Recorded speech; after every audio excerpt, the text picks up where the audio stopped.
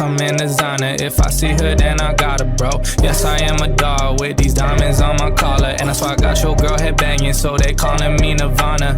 No, I'm not her daddy, but she calling me her papa. Tell me, is you down, girl? I swear I treat you right, yeah. While they sleeping up on me, I just been working all night, yeah. They just talk online, but when I see them, it's on sight. Even in the summer, dog, my neck be frozen ice. I swear I go hard, bet you I'll get that. Dog, I got no heart, bro, like a Kit Kat. I've been up all night, but I wake up for my work, though. E-skate is crazy expensive, like really expensive. And I think that's why it's really hard for people to get into the hobby, because you don't initially know if you're going to be into it or not. So you kind of have to gamble. Do you want to drop $700 on something you may or may not like, or trust a crazy cheap, possibly explosive deal on Amazon? I took the risk and initially bought a $700 board. It was the XOA Flex, and luckily I ended up liking e-skating, so it all worked out for me. But if I knew this board right here existed, I 1000% would have gone with this. What I have right here is the Wowgo S2 Pro. Technically, the Poseidon edition, because of the little trident on the bottom. This right here is an electric longboard that competes with pretty much all other electric longboards that are like this one. I'm mainly going to be comparing it to the Flex, because the Flex is kind of one of the more popular boards out there that's comparable to this one. Except the Flex is $700. This one is currently $400. So the Flex is a board that is $300 more than this one. So there must be some drastic differences, right? No. Not really, no. This board rocks a max speed of 40 kilometers per hour. And let me translate that over into miles per hour. So that's about 25 miles per hour that you can do with this, which is very similar, if not on par, with the Flex. It rocks a max range of between 14 to 17 miles. A lot of things can factor into it, like what gear you're on, how heavy you are, the type of ground you're riding on.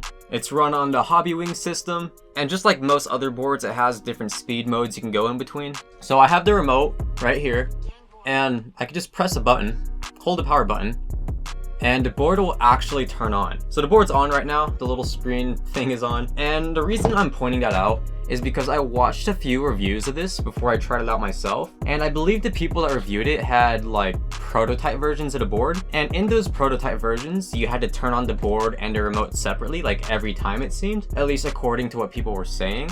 But this right here is like the actual public board that you will get.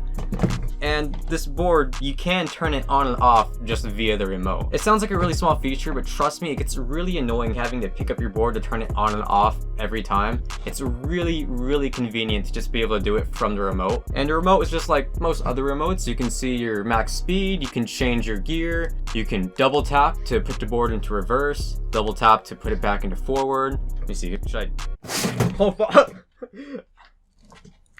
Oops. So the gears, there's gear 1, gear 2, gear 3, and gear turbo. Technically gear 4, but it is the turbo of this board. And I think that is maybe one of the only things that really separates it from boards like the Flex. The Flex, you could turn on turbo for all gears, and this one has turbo as its own individual gear. But honestly, it didn't really make too much of a noticeable difference. Once you get good, you'll probably be like in the fastest gear anyways, and it feels just like I'm riding the Flex. Almost. My biggest complaint, and really mainly my only complaint about this board, and it's only because I got used to riding with a lot of concave, so this isn't even going to be an issue for everyone, it's just me personally. This board does not have a lot of concave, which some people really like. I know some people out there that hate concave and they like flatter boards, but me personally, it was just really hard to know where my foot was whenever riding this, which made it mainly hard for turning and stuff like that. Now surely you will get used to this. Keep in mind, I've gotten used to riding other boards, which is why it's kind of harder for me to adapt to other boards. So if you're like barely getting into e-skating and this turns out to be your first board or anything like that, that shouldn't really be an issue for you. But I wish I had more concave. That's literally my only complaint about this board. Everything else about it is pretty good. Good grip tape. This isn't belt driven, it's on a hub motor, meaning the motors are actually built into the tires. So you don't have to worry about like belts snapping or rocks getting in your belts or anything like that. Very low maintenance. It does come with these street wheels, but I have heard, don't know if this is true, that they are working on wheels that are the equivalent of cloud wheels. I believe I heard this from Dequan. He kind of confirmed that there was some prototypes in development, but as far as I know, it's not public yet. So maybe don't make any choices dependent on that. But yeah, super high quality board. I really liked it. And for $400, it absolutely blew me away. So here's also a really quick video. This is me racing my Flex up against the Wowgo. And you can see in this video, the Wowgo absolutely gaps the Flex. At least at first, and eventually the Flex catches up and surpasses it. But this wasn't a fair test at all. First of all, the Flex had cloud wheels, so it was heavier. And also the Wowgo was like on its last bar, so it was about to die. So factors completely just invalidated the test. But I think one thing you can get from this is that it's very on par with the Flex, which is, again, $200 to $300 more. I have a lot of friends that see my board and they've been wanting to get into e-skating, but the biggest turnoff is the price. E-skating is not a cheap hobby to get into, so it's really nice to have boards like this that are actually high quality at cheaper prices. And not just the really shady extra cheap prices from Amazon, from boards that are explosively cheap.